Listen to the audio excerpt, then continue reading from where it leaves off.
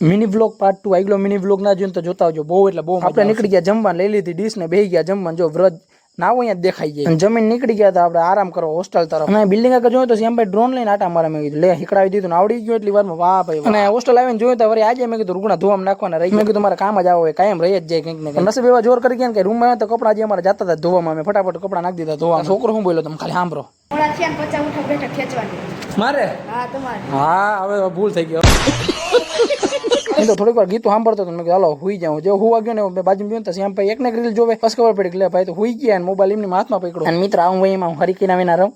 આની તો કાઢી જ લેવાની. હું હોઈ ગયો 5-6 મહિના પછી ઉઠો. જો હાલત કેવી છે. ઉઠીને ફ્રેશ થઈને આવી ગયો આટલું. મેં સલાહ દેવા હિખામણ દીધી થોડીક વાર. પછી આવી ગયો સ્ટોરે થોડું કામ હતું એ પતાવી નાખ્યું. જેવો સ્ટોર ની બહાર નીકળ્યો તો જોઈને આટલું બાર કરતા હરિયું કરે સ્ટોર. પછી હું પછી આવી ગયા જમવા. 2 વાટકા ભરી લીધા સાસના બે ગયા જમવા. ખીચડી વહી દીધી ને શ્યામભાઈ ઠોકી દીધી. પણ ભાઈ એનો બદલો સંપલ હતાડીને વાયરો. મારો એક સંપલ હતાડી દીધો. સંપલ પારી પર મેં કીધું ચાલો તમારો હાલો નવા મિની બ્લોગમાં મળી તમને.